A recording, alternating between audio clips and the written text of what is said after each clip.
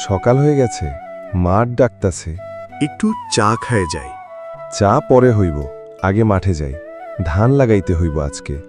দাদু, আমিও যামু। তুই যাবি? মাঠে কাদা আছে মা।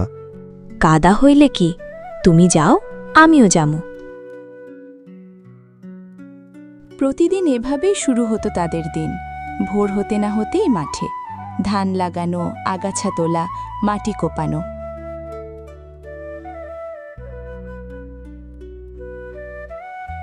এইবার ধান ভালো হবে তো? আল্লাহর রহমত খাটলে হইব বাবা। আমরা কাজ করি, বাকিটা উপরওয়ালার হাতে। আমার বন্ধু রহিম কয়, শহরে গেলে বেশি টাকা পাওয়া যায়। শহরে টাকা আছে, কিন্তু মাটির গন্ধ নাই। এই মাঠ আমার বাপের ছিল, তার বাপের ছিল। এই মাটিতে আমাগো ঘাম মিশা আছে। দাদু, মাটি গরম। হ্যাঁ মা, মাটি গরম, কারণ এই মাটি জীবন্ত।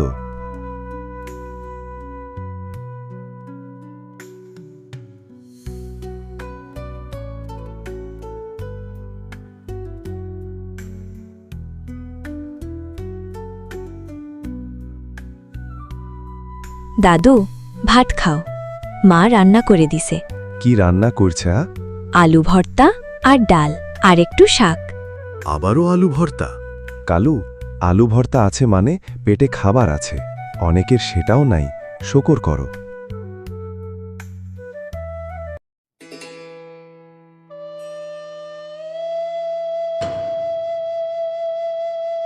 দাদু, আকাশ কালো হইয়া যাইতাছে।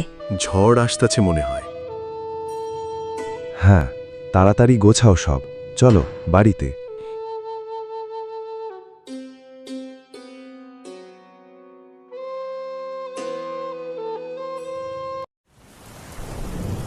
কিন্তু ঝড় যেন অপেক্ষা করছিল না। আকাশ আরও কালো হয়ে এলো, বাতাস ঘুরতে লাগলো, আর তারপর দাদু, চাল উড়ে যাইতাছে। ভয় নাই মা, ভয় নাই, আল্লাহ আছেন।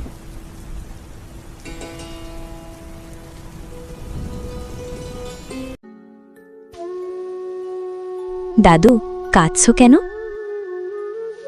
না মা, কাঁদি না, শুধু একটু একটু কষ্ট লাগতাছে।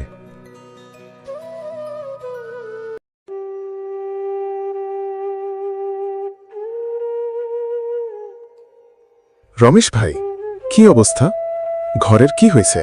চাল উড়ে গেছে করিম ভাই, মাঠের ধানও অনেকটা নষ্ট। চিন্তা কইরো না, গ্রামের সবাই আছে।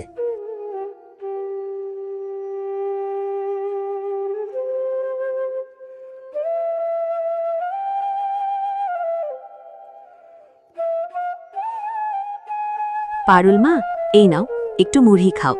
তুমি আইসো কেন এত কষ্ট কইরা? তোমার দাদু একবার আমার বাড়িতে ছাদ তুলতে সাহায্য করছিল, আজকে আমার পালা। এত মানুষ আমার জন্য? তুমি সারা জীবন সবার জন্যে ছিলে, আজকে সবাই তোমার জন্যে। সেদিন রমেশ দাদু বুঝলেন, ঝড়ে ফসল নষ্ট হয়, ঘর ভাঙে, কিন্তু মানুষের ভালোবাসা নষ্ট হয় না। সেটাই আসল সম্পদ। দাদু, আবার ধান লাগাবো। হ্যাঁ মা, আবার লাগাবো। কাল ভোরে উঠেই মাঠে যামু। আমিও যামু। তুই ছাড়া কি যাওয়া যায়? অভাবের সংসারে সুখ থাকে যদি পরিবার থাকে, কষ্টের দিনেও আলো থাকে যদি মানুষ থাকে। রমেশ দাদুর ছিল দুটোই। কার্তিক মাসের শেষ দিক, আকাশে মেঘ জমছে থেকে থেকে, মাঝে মাঝে ঝিরিঝিরি বৃষ্টি নামছে।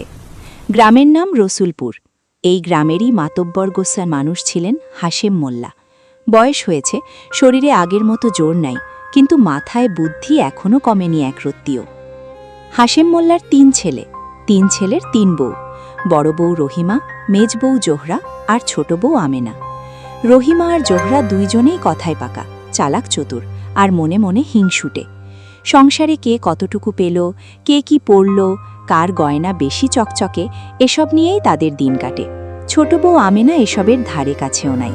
ও থাকে নিজের মতো, চুপচাপ কাজ করে, মুখে বেশি কথা নাই, মনটাও সাদামাটা। একদিন সকালবেলা হাশেম মোল্লা উঠানে বসে হুঁকা টানছিলেন। তখনই মনে মনে একটা বুদ্ধি খেলে গেল মাথায়। ও বৌমারা, তিনজন এদিকে আসো তো।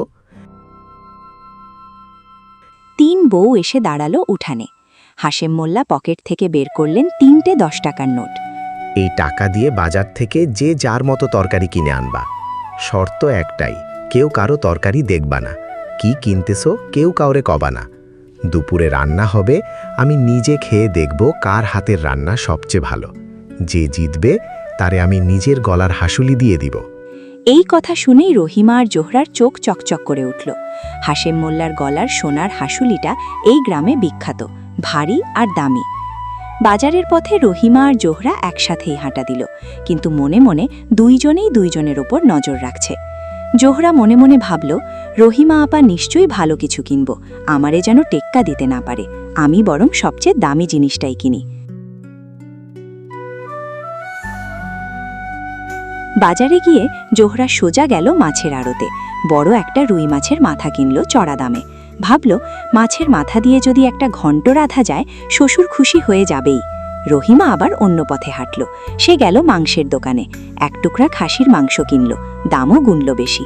মনে মনে ভাবল, মাছের চেয়ে মাংস তো বড় জিনিস, শ্বশুর মাংসই বেশি পছন্দ করে। দুইজনেই বাজার সেরে ফিরল ভাব নিয়ে। মনে মনে ভাবছে, আমিই জিতব। ছোট বউ আমেনা, ওর হাতে 10 টাকা, মনে কোনো লোভ নাই, কোনো প্রতিযোগিতার চিন্তাও নাই। ও শুধু ভাবল, শ্বশুর যা বলছেন তাই করি, যা রান্না হয় ভালোবেসে রাঁধি। বাজারে গিয়ে ও দেখল সবজির দোকানে টাটকা লাউ উঠছে। আমেনা ভাবল, লাউ চিংড়ি রাঁধলে তো সবাই মজা করে খাবে। ও কিনল একটা লাউ, 1 মুঠো চিংড়ি, 2টো কাঁচা মরিচ আর কিছু ধনেপাতা। বাকি টাকা দিয়ে 1 শিশি সরিষার তেল কিনল, কারণ ঘরে তেল কমে এসেছিল। মনে মনে ভাবছে, বেশি মশলা দিলে স্বাদ বেশি হবে। রান্না শেষে ঝোলটা হয়ে গেল অতিরিক্ত মশলাদার, ঝাঁজে চোখ চলে যাবার মতো। রহিমা আবার মাংস রাঁধতে গিয়ে তাড়াহুড়ো করল, শ্বশুরকে তাক লাগানোর তাগিদে, কিন্তু তাড়াহুড়োই মাংস ঠিকমতো সেদ্ধ হলো না, ভেতরটা রয়ে গেল আতকাচা।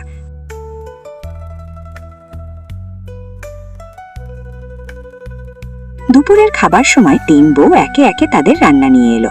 প্রত্যেকেই নিজের তরকারিটা এমনভাবে সাজিয়ে আনলো যেন সবচেয়ে ভালো দেখায়। প্রথমে জোহরা এগিয়ে দিল মাছের মাথার ঘণ্ট। হাশেম মোল্লা 1 লোকমা মুখে দিতেই ঝাঁজে চোখে পানি চলে এলো। কাশতে কাশতে বললেন, ও মা, এ তো তরকারি না, যেন আগুনের হলকা। জোহরার মুখটা শুকিয়ে গেল। তারপর রহিমা এগিয়ে দিল মাংসের তরকারি। হাশেম মোল্লা একটা টুকরা মুখে দিয়ে চিবাতে গিয়ে দেখলেন ভেতরটা এখনো কাঁচা, চিবানোই যাচ্ছে না ঠিকমতো। মুখ কুচকে বললেন, এ কি রহিমা, মাংস তো এখনো সেদ্ধই হয় নাই। রহিমাও মাথা নিচু করে দাঁড়িয়ে রইল। শেষে আমেনা এগিয়ে দিল তার লাউ চিংড়ি। হাশেম মোল্লা প্রথমে একটু সন্দেহ নিয়েই মুখে দিলেন, এত সাধারণ একটা তরকারি, এর মধ্যে আর কি থাকবে। কিন্তু মুখে দিতেই তার চোখ বড় হয়ে গেল।